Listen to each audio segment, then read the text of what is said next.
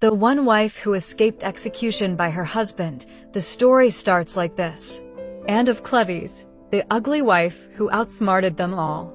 Anne of Cleves, the fourth wife of Henry VIII, is often remembered in history as the king's ugly wife, but her real story is far more complex and fascinating.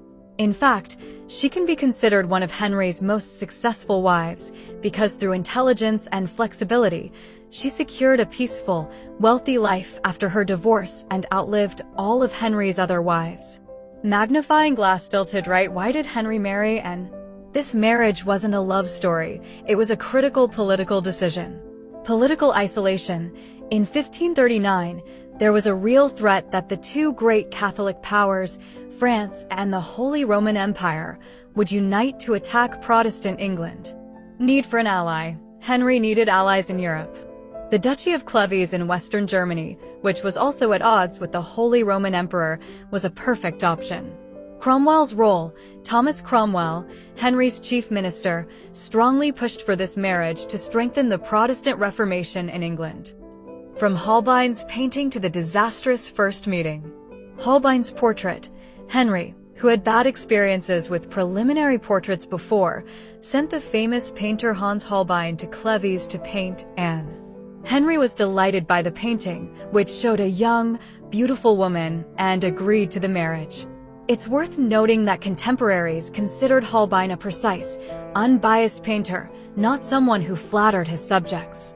First meeting, and I like her not, on New Year's Day 1540, and arrived in England. Henry eagerly went to meet her, but when he saw her in person, he was deeply disappointed and famously exclaimed, "I like her not. I do not love her." Why Henry was displeased. Henry found Anne to be tall, big-boned, with a face far larger than what he had seen in the painting. She had smallpox scars on her face, and Henry famously compared her to a Flanders mare, a nickname later popularized by historians. To be fair, Henry himself at the time was obese, sickly, and much older than Anne, 48 versus 24, and not exactly a catch himself. A short and unconsummated marriage. Wedding date and lack of consummation. Despite his reluctance, for political and diplomatic reasons, the wedding took place on January 6, 1540. However, Henry never consummated the marriage, later declaring that he had left her as good a maid as he found her. Anne's naivety, and raised in a very sheltered environment, had no understanding of marital matters.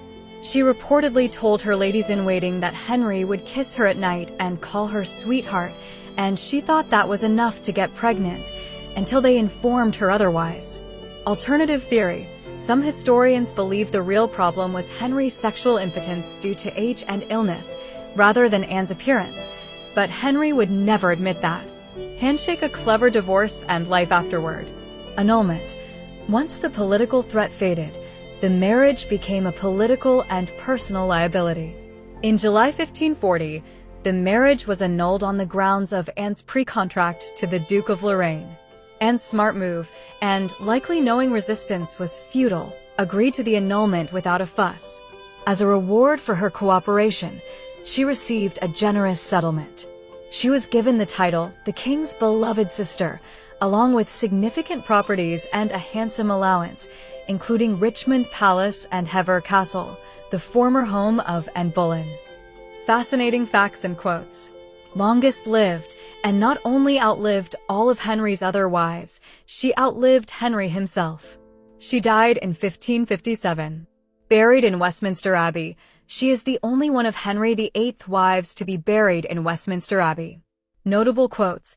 One of her most famous quotes, regarding Elizabeth, Henry's daughter, was, "To have her as a daughter would be a greater honor than to be queen." And a famous line attributed to her wedding ring inscription, "God send me well to keep." Man Detective, a bizarre theory, the fake and mystery. One of the strangest historical tales is the theory of Anne's escape from England. According to one account, in 1557 it was announced that Anne of Cleves had died at Richmond. But a year later, a woman in Germany claimed to be Anne of Cleves, saying she had escaped from a prison in London. She produced evidence like a scar on her forehead and a hereditary deformity in her toe, almost convincing her nephew, John Frederick, Elector of Saxony. For a while, she lived with honor at the German court. However, under interrogation and torture, she gave contradictory confessions and eventually died in Tannenberg Castle. This story was never definitively solved, and some believe and really might have escaped. However, established historical records show that Anne of Cleves died in England in 1557 and is buried in Westminster Abbey. Don't forget to subscribe for more videos.